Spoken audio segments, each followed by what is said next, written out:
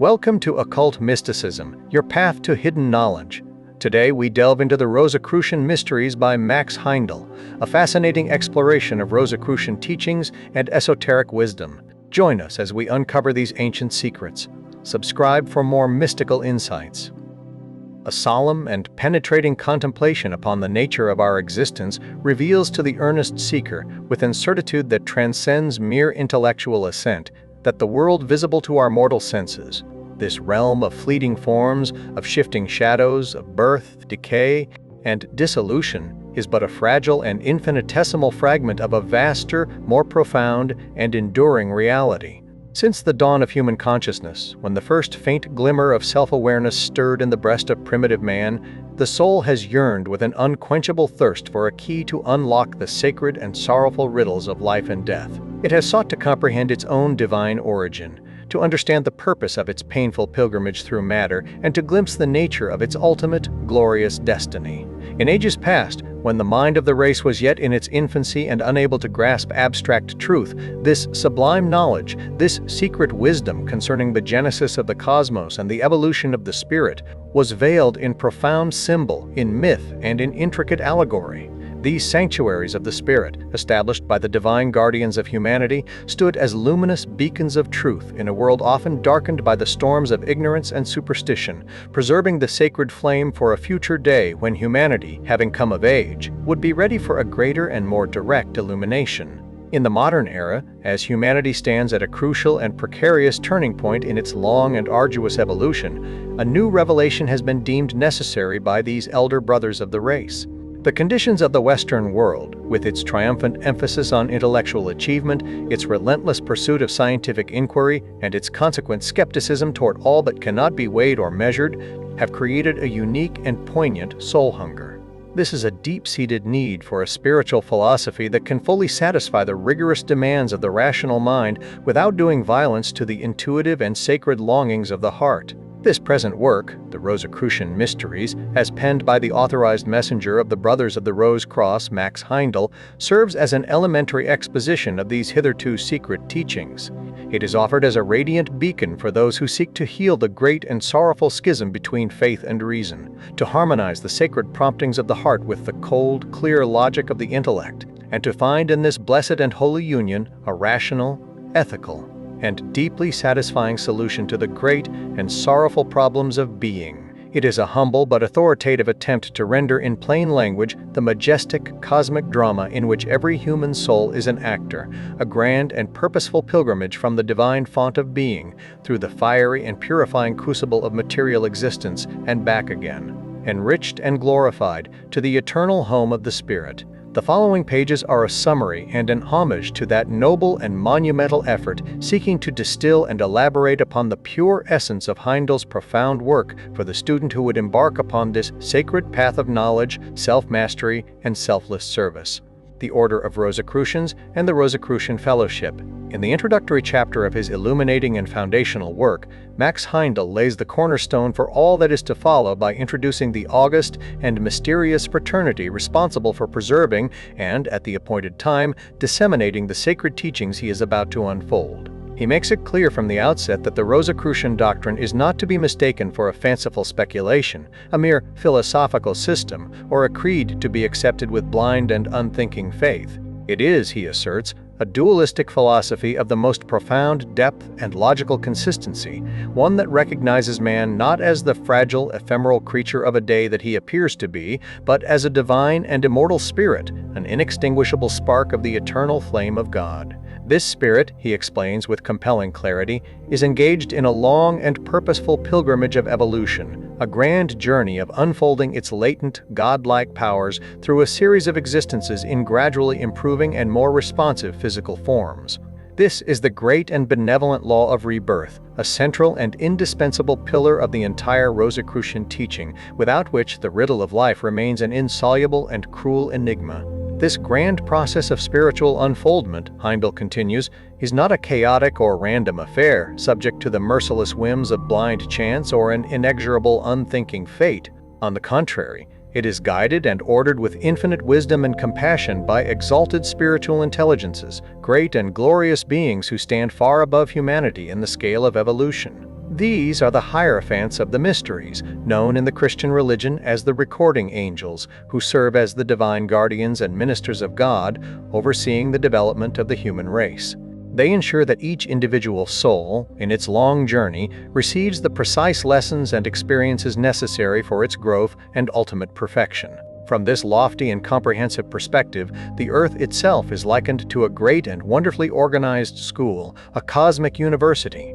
The world's great religions, therefore, when viewed from this universal standpoint, are not seen as competing, hostile, or mutually exclusive dogmas, but as different grades or departments in this cosmic school, each perfectly suited by the divine teachers to the specific needs of the people to whom it was given at a particular point in their evolutionary journey. It is a fundamental law in the universe, a principle of cosmic rhythm, Heindel asserts, that great waves of spiritual awakening are ever and always followed by corresponding periods of materialism, skepticism, and doubt. This rhythmic alternation is not a cosmic accident, but a necessary condition for the balanced and harmonious development of the human soul, ensuring that the devotional qualities of the heart and the analytical faculties of the intellect are cultivated in equal measure. To safeguard the sacred spiritual treasures of mankind during these darker cycles of intellectual pride and spiritual blindness, the great guides established the mystery schools as inviolable sanctuaries of the secret wisdom.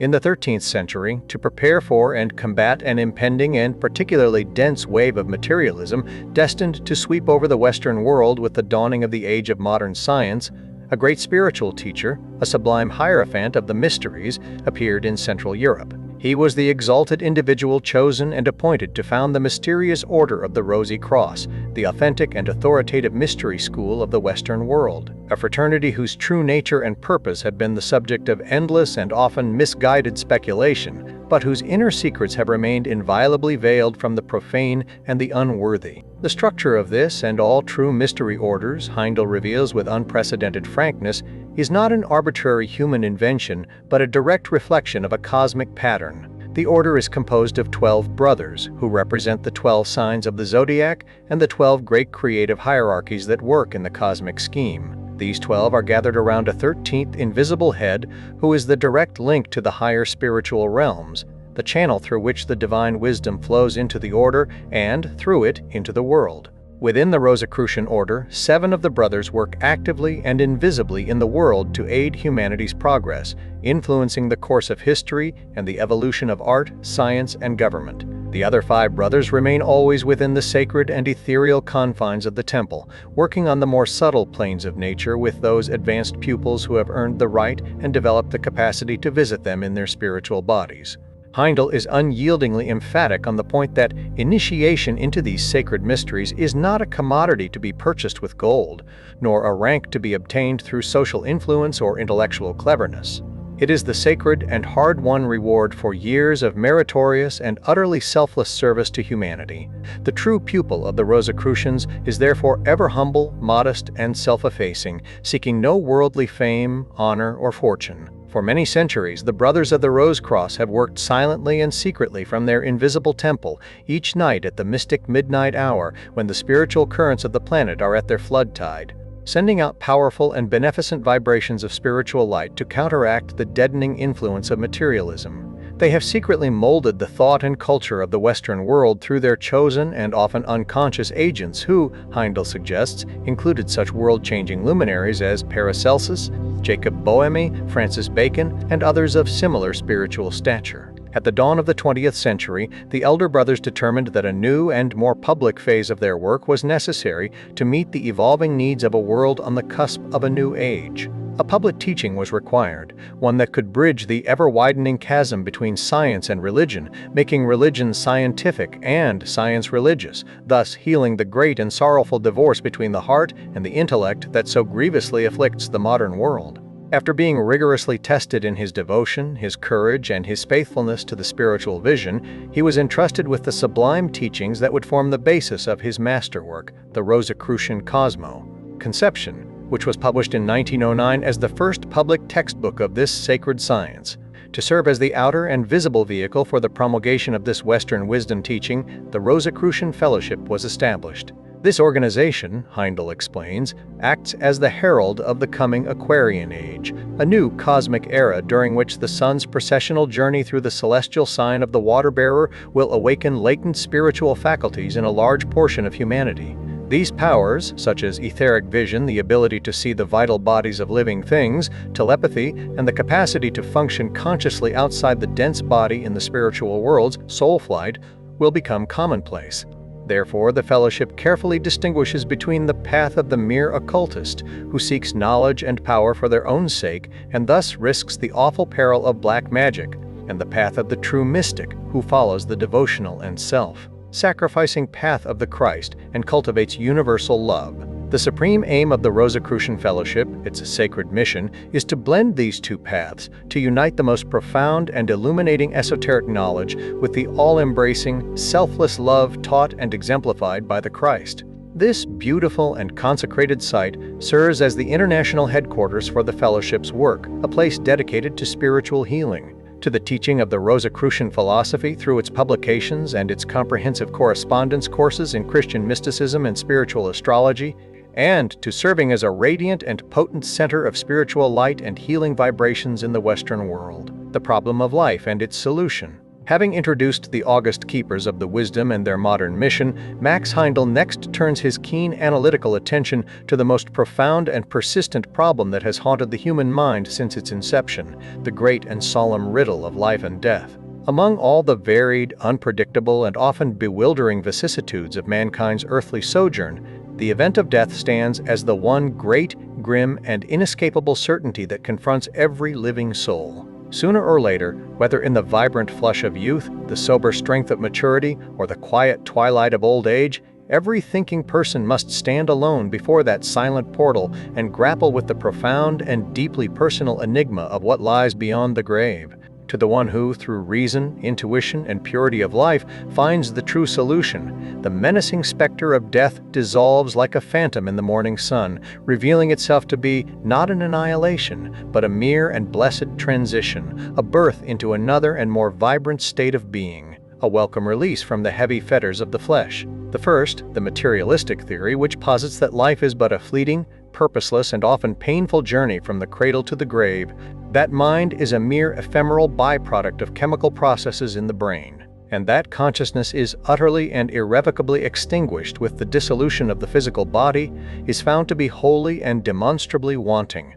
Heindel argues that this bleak and hopeless philosophy not only fails to account for the deepest and most persistent aspirations of the human heart for justice, meaning, and continuity, but also contradicts the most fundamental and well-established laws of science itself, such as the law of the conservation of energy.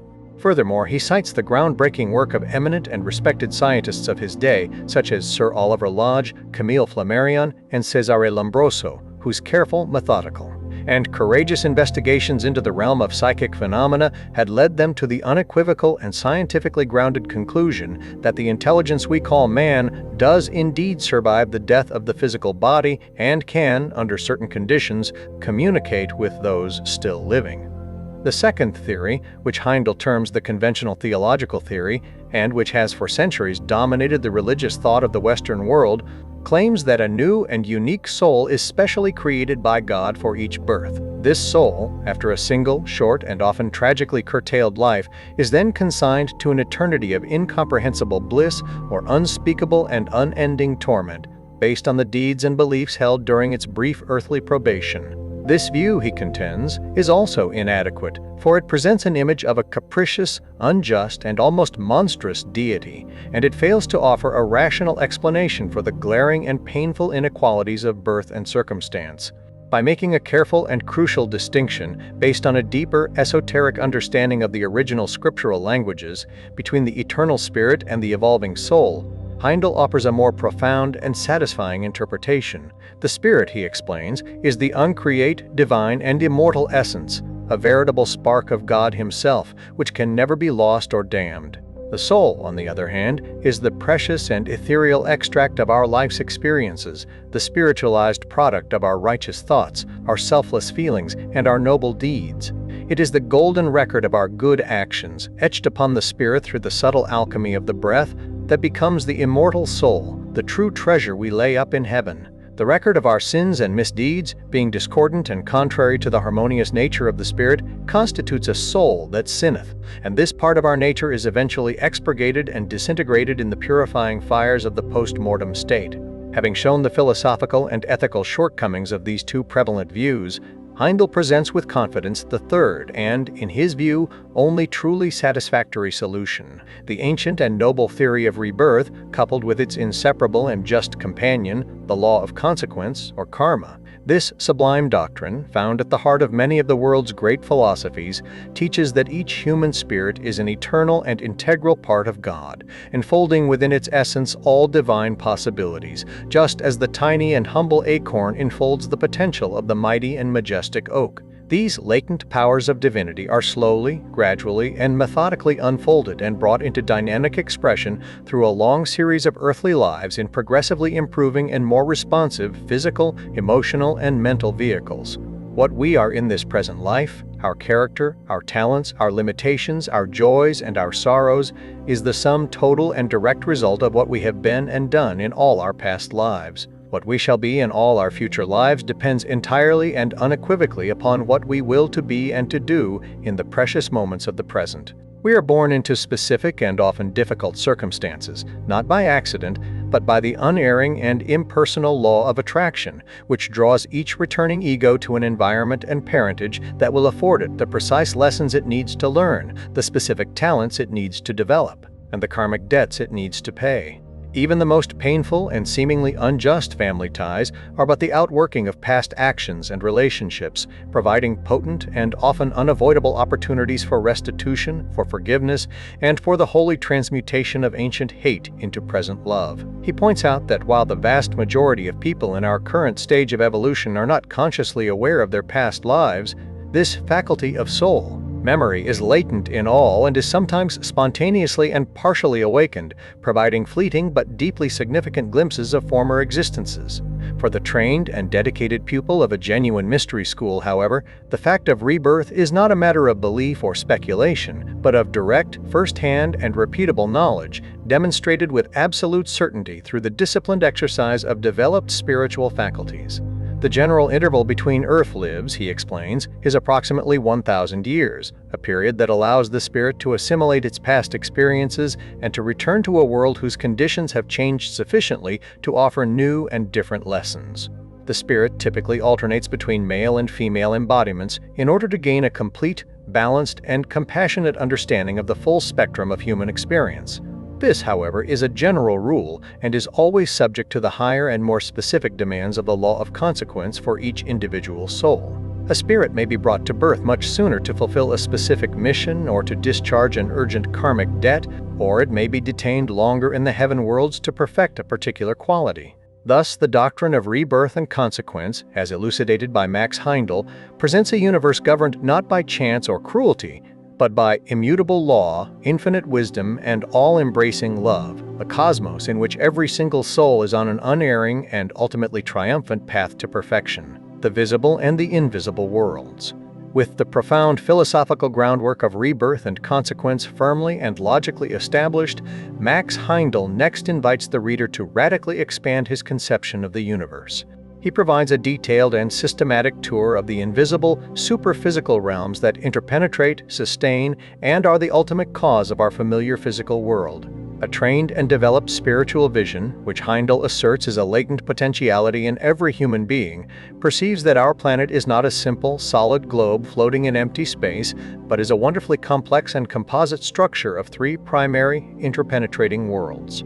He uses the helpful analogy of an egg, with its central yolk, its surrounding white, and its outer protective shell, to illustrate this concept. The densest of these worlds is the physical world, which we perceive with our five limited senses. This is the realm of concrete and crystallized form. Permeating this dense world as water permeates a sponge is a finer, more fluidic, and more vibrant realm called the desire world. This is the sphere of feeling, emotion, passion, and ever-shifting, living color. Permeating both of these is the most subtle, luminous, and rarefied of the three, the world of thought, which is the home of the archetypes of all forms and the realm of celestial sound or tone. The existence of these distinct but interpenetrating worlds, Heindel argues with compelling logic, is a functional necessity to account for the observable facts of our own complex constitution. Without a physical world composed of chemical elements, we could have no dense physical body with which to act and learn in the world of form. Without a desire world composed of the subtle substance of desire stuff, we could not form the feelings, emotions, and passions that impel us to action and provide the motive power for our lives. Without it, we would be as stationary and passive as the plants. And without a world of thought to provide the mind stuff for ideation and abstract reasoning, we would be incapable of the thinking, planning, and invention that are the hallmarks of our unique humanity and the drivers of all civilization. Heindel then proceeds to give the reader a much closer and more detailed view of these worlds and their various subdivisions. The physical world, he clarifies, is itself twofold. It is composed of the chemical region, which includes the solids, liquids, and gases known to conventional science, and the more subtle but still physical etheric region. This etheric region, which is the direct medium for the propagation of all life forces, is composed of 4 distinct ethers of increasing subtlety. The chemical ether is the avenue for the forces of assimilation and excretion, the basic chemical processes of life. The life ether is the medium for the forces of propagation, the building of new forms in all kingdoms. The light ether is the channel for the forces that produce sensory perception through our nervous systems and enable motion. Finally, the reflecting ether, the highest and most subtle of the 4, serves as the memory of nature. Upon this sensitive and ethereal medium is impressed an indestructible and absolutely accurate record of every event, thought, and feeling that has ever occurred on our planet. This etheric region is also the native home of the vast hierarchies of nature spirits or elementals. The gnomes who work with the earth, the undines with the water, the sylphs with the air, and the salamanders with the fire, as well as the great and benevolent hierarchy of the angels, who are the expert builders of ether and the divine guardians of the vital and propagative forces in the plant, animal, and human kingdoms. The desire world is described as a realm of startling and often bewildering wonders, a fluidic world of force matter in incessant, turbulent motion, instantly responsive to the slightest thrill of feeling or passion. It is a world of incredible vibrancy and living, breathing color where, unlike in the physical world, multiple beings and objects can occupy the same space at the same time without interference or displacement. This is the realm that serves as the temporary abode of the so-called dead for a significant period after they leave the physical body. It is also the native realm of the great and powerful archangels. These exalted beings, who stand a step above the angels in the cosmic hierarchy, function as the race spirits, guiding the collective destinies of nations and peoples, instilling the feelings of patriotism and national identity. They also serve as the group spirits that direct the evolution of the various animal species, guiding them through a collective consciousness that we perceive as instinct. It is the unifying influence of the animal group spirit that accounts for the uniform instincts, habits, and physical characteristics found within any given animal tribe. The world of thought is the sublime sphere of the archetypes. It is the true and enduring reality, the causal realm, of which our entire physical world is but a temporary, crystallized, and often distorted shadow. All the forms we see around us, from the simplest crystal to the most complex machine, from the humble flower to the human body itself, first existed as a vibrating, sound-producing thought form or archetype in this realm before it was gradually materialized and brought into physical manifestation. This world is also subdivided into 2 great regions. The region of concrete thought is the home of the archetypes of all physical forms. To the developed spiritual vision of the seer, a physical object, when viewed from this high plane, appears not as a solid form but as a hollow, vibrating, luminous mold. From this seeming void emanates a specific and continuous keynote or celestial tone, and it is this sound that attracts, arranges, and sustains the physical atoms in the shape we perceive. In this region also reside the great creative hierarchies, including the lords of mind, the exalted beings who, in a past epoch, aided humanity in the development of its nascent mental faculty. The higher division, the sublime region of abstract thought, is the seed ground of all pure ideas, the realm of absolute reality, and the true and eternal home of the individual human spirit, the self-conscious thinking ego. These worlds, Heindel emphasizes, are not merely abstract philosophical concepts, but are the actual and definite realms traversed by the human soul in its great cyclic journey after the event we call death. The lower, denser, and more turbulent region of the desire world, with its coarse and heavy vibrations, constitutes the state known in religious terminology as purgatory. Here, the soul is painfully but beneficently cleansed of its grosser elements, its evil habits, and its selfish desires. The higher, more luminous and harmonious region of the desire world is the first heaven, where the soul joyfully assimilates the quintessence of all the good it performed during its past life, transmuting it into the precious substance of soul power.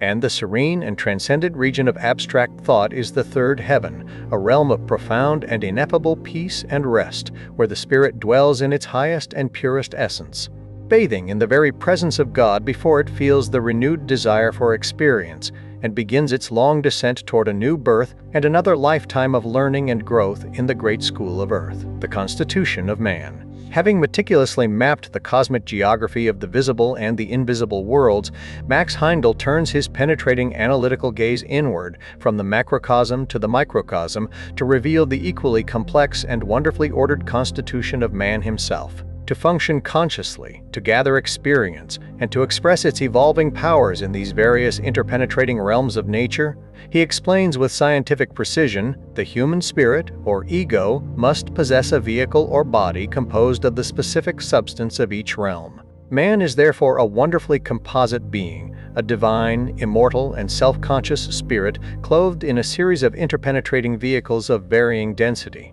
These bodies serve as its instruments for gathering experience from the different worlds and as the means through which its evolving consciousness can find expression. The most familiar of these vehicles, the one we mistakenly identify as our true self, is the dense body. This is our visible instrument of action and perception, the body we see in the mirror, composed of the solids, liquids, and gases of the chemical region of the physical world. This is the vehicle through which we interact with the world of concrete form, and it is the most highly organized, most crystallized, and most temporary of all our bodies. It is a wonderfully complex and efficient instrument, but it is only the servant of its indwelling master, the spirit. Interpenetrating this dense vehicle, molecule for molecule, and extending about 1.5 inches beyond its periphery as a luminous aura, is the vital body. This vehicle is composed of the 4 ethers of the etheric region of the physical world. This luminous and ethereal body is an exact counterpart of the dense body, with all its organs and structures, but it is of the opposite magnetic polarity.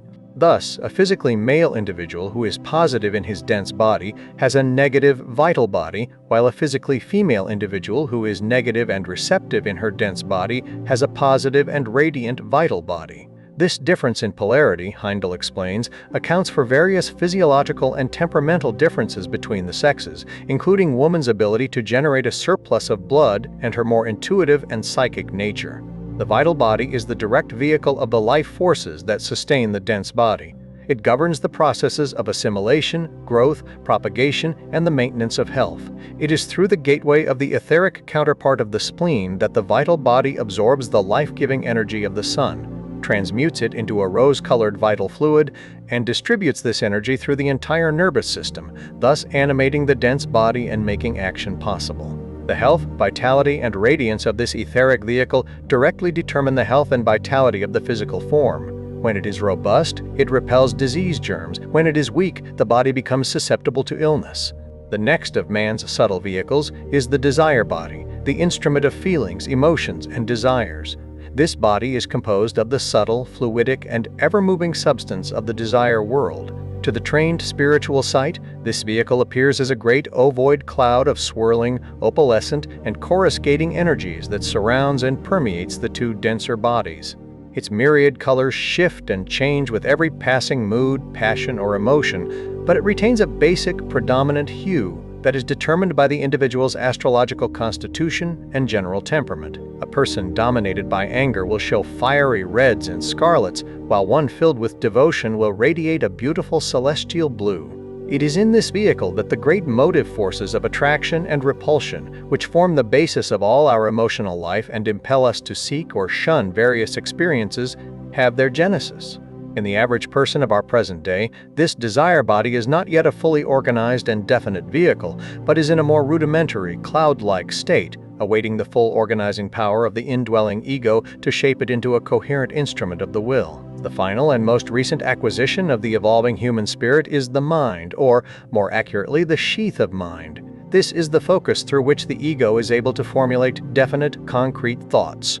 In the vast majority of people of our current epoch, this vehicle is still a mere nascent, cloud-like sheath of mind stuff, centered primarily in the region of the head, between and above the eyebrows. It is this developing mind which serves as the crucial link between the immortal spirit and its more personal and mortal vehicles. It allows the ego to impress its divine ideas upon the turbulent desire body and, through it, upon the physical brain, thus guiding and directing intelligent action in the physical world. It is this luminous and still developing sheath of mind which is the true veil of Isis, the sacred veil which, Heindel states, no seer may lift, for behind it dwells the Holy of Holies, the innermost sanctuary of the temple of the body. Here, the ego, the true I, the self-conscious thinking spirit, resides in its awful majesty, secure from all profane intrusion. With the complex constitution of man and the detailed geography of the super-physical worlds clearly and systematically delineated, Max Heindel proceeds to synthesize these profound and often abstract concepts into a coherent, compelling, and deeply moving narrative of the soul's great and purposeful journey through the repeating cycle of life and death. The daily and familiar alternation of waking and sleeping, he explains with illuminating insight, is a miniature and preparatory reflection of the larger and more momentous cycle of life and death. Our daily life, from a spiritual perspective, is a constant battle between the constructive, upbuilding, and harmonizing forces of the vital body and the disruptive, energy-expending, and often chaotic impulses of the desire body. The passions, emotions, thoughts, and physical exertions of the day gradually wear down the tissues of the dense body and exhaust the store of vital force. Sleep occurs when the desire body's relentless onslaught has finally overwhelmed the restorative powers of the vital body. At this point, the higher vehicles, the mind and the desire body, are forced to withdraw from the dense and vital bodies, which are left upon the bed to be cleansed, repaired, and revitalized by the great rhythmic life currents of the cosmos. Confused and illogical dreams, Heindel clarifies, typically occur when this separation of the vehicles is incomplete and the desire body, still partially entangled with the physical brain, transmits distorted and fragmentary images from the desire world. Death, the great transition, occurs when the life's purpose for a given embodiment has been fulfilled and the celestial archetype in the world of thought, which has sustained the physical form, ceases its vibration. At that solemn moment, the silver cord, a luminous and elastic link composed of ether and desire stuff that connects the higher and lower vehicles, ruptures at its connection point in the heart. It is always foreseen and permitted by the great spiritual guardians of our evolution when a life has either reached its natural and intended culmination or has deviated so far from its destined path that its continuation in that particular environment would be fruitless and a waste of precious time and energy. Immediately following the spirit's release from the dense body, a process of immense and far-reaching importance begins. For a period ranging from a few hours in the case of a weak or emaciated individual to as long as 3.5 days for a strong and vital person, the spirit, still clothed in its vital and desire bodies, reviews the complete panorama of its just concluded life. This panoramic memory, which has been automatically and indelibly recorded, moment by moment, on the tiny and indestructible seed atom of the heart, unrolls itself in reverse order, from the event of death all the way back to the moment of birth. During this solemn and silent review, the entire life experience, with all its thoughts, feelings, and actions, is etched with photographic accuracy into the substance of the desire body. This etching forms the complete and unalterable basis for the whole of the coming post-mortem existence. For this reason, Heindel passionately and repeatedly argues for the utmost quiet, peace, and prayerful sanctity in the death chamber. Hysterical grief, loud lamentations, or any form of disturbance can tragically distract the departing spirit from its sacred task and prevent this vital etching from being made with sufficient depth and clarity, thereby diminishing the fruits of the entire lifetime. After this panoramic review is complete, the vital body, having yielded up its record, also collapses and begins to disintegrate, returning its substance to the etheric region. The spirit, now clad only in its desire body and its mind sheath, awakens in the desire world. Its first experience there is in the lower, denser, and more turbulent region of that world, the state known in religious terminology as purgatory. Here, The life panorama unrolls once again, but this time with a crucial difference. The spirit is now forced to experience, with painful and vivid intensity, the full measure of all the suffering and sorrow it inflicted upon others during its earth life. The liar feels the full shame and confusion caused by his falsehoods. The cruel man feels the sharp and agonizing pain of his own blows upon his own being. This, Heindel insists, is not a punishment inflicted by an angry and vengeful God, but the inevitable, just, and ultimately benevolent reaction of the impersonal law of cause and effect. It is a purifying fire designed to eradicate the very root of evil from the character and to build the inner faculty of conscience, which will serve as a sure and certain warning voice in all future lives. The drunkard suffers the unquenchable and maddening torments of a thirst he cannot gratify. The miser feels the gnawing agony of a frustrated greed that can never be satisfied. Heindel also explains with great clarity that the Rosicrucian evening exercise of retrospection, a scientific and prayerful method of daily self-examination and sincere repentance, allows the earnest aspirant to perform this crucial purgation consciously each day, thereby cleansing the soul and largely obviating the need for a prolonged and painful stay in purgatory after death. When this necessary cleansing process is complete, the spirit, now purified and lightened, ascends by its own refined nature to the higher, more luminous and harmonious regions of the desire world. This is the state known as the first heaven. Here, the panorama of the life's good deeds passes before it in a similar manner, and the spirit experiences, with ecstatic joy, the full measure of all the happiness, love, and gratitude it created in the world. It feels the deep appreciation of those it helped, the warmth of the selfless love it gave, and the joy it brought into the lives of others. The sublime quintessence of these noble feelings is then assimilated into the very fabric of the spirit as permanent soul power, which will manifest as innate altruism, benevolence, and a spontaneous impulse toward good in all future lives. This is also the beautiful and instructive realm where children who die in infancy are lovingly cared for and taught, through a wonderful system of play and color, the moral lessons they may have missed due to their early departure. Often they are taught by the very relatives whose misguided and excessive grief may have contributed to the karmic necessity for their premature death. Having extracted the full spiritual harvest from its past life, the spirit discards its now empty desire body, which then slowly disintegrates and descends into the sublime and truly spiritual realm of the world of thought, the second heaven. This is the true home world of the human spirit, a world of celestial music, boundless harmony, and vast impersonal creative activity. Here, the creative work of the ego begins in earnest. In this high realm, the human spirit becomes, for a time, a conscious co-worker with the great nature forces, laboring upon the archetypes of the earth and helping to shape the physical conditions, the climate, the flora, and the fauna of the very environment it will inhabit in its next life. The industrious and progressive soul, whose thoughts on earth were bent on improvement and construction, builds for itself a future land of plenty, fertility, and opportunity. The indolent, selfish, or destructive soul prepares for itself a barren, difficult, and inhospitable future existence.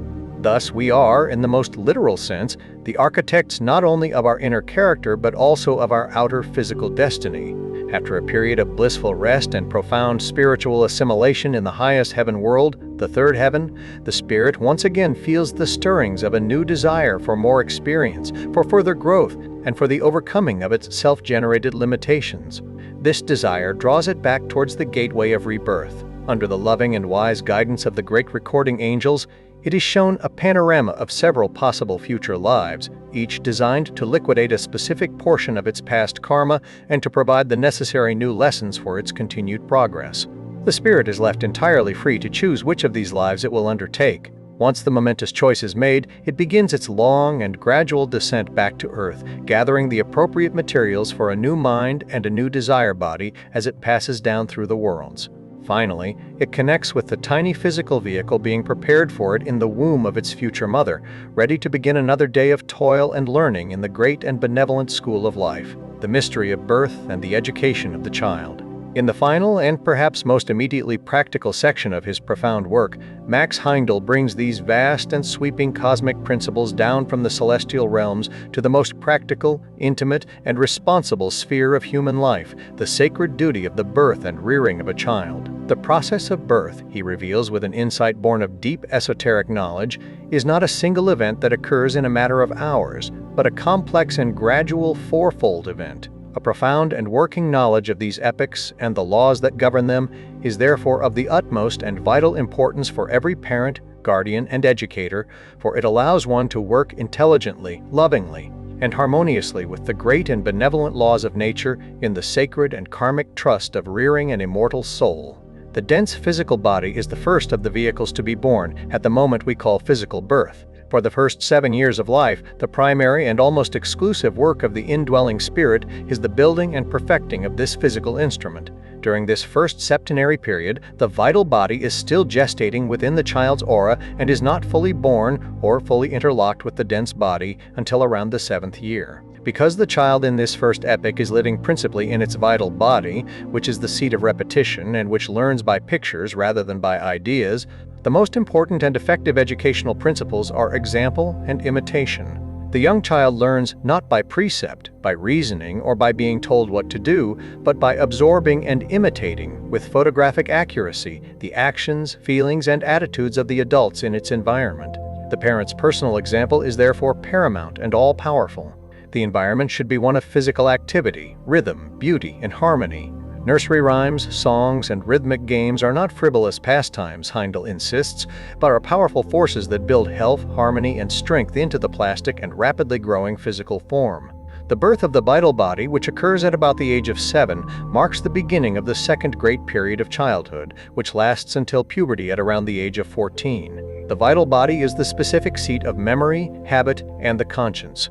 Therefore, this is the proper and natural time for the child to learn and to memorize the lessons, facts, and moral precepts that will form the solid basis of its formal education and the character. The fundamental relationship between the parent or teacher and the child in this epoch is one of authority and discipleship.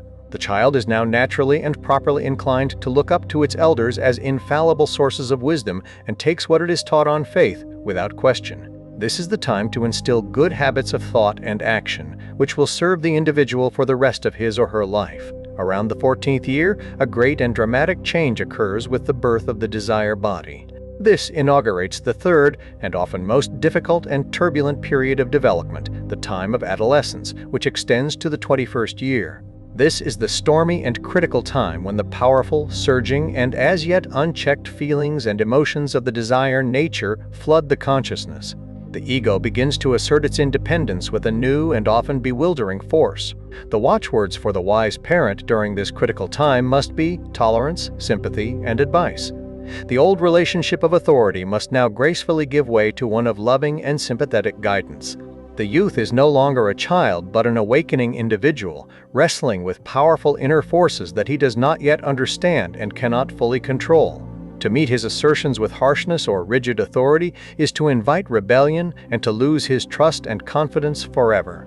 Heindel also issues a stern warning against the use of corporeal punishment at any age, but especially during adolescence, as it is not only a violation of the child's spirit, but can also dangerously awaken the lower passional nature. Finally, at about the 21st year, the mind is born. The sheath of thought becomes a more definite and organized instrument, capable of being used by the ego for abstract reasoning and self-conscious direction. By understanding this divine and natural timetable of unfoldment, parents and educators can avoid the tragic and all too common error of forcing a child's development prematurely. For instance, by demanding abstract thought from a 7-year-old, or by failing to grant the necessary freedom and understanding to an adolescent. Instead, they can become wise, patient, and loving co-workers with the great and glorious beings who, with infinite wisdom and tireless love, guide the evolution of every human soul on its long and triumphant journey back to God. Thank you for exploring the Rosicrucian Mysteries with occult mysticism. Share your thoughts below and connect with our community. Like, subscribe, and tap the bell for more esoteric wisdom. Until next time, keep seeking the mysteries.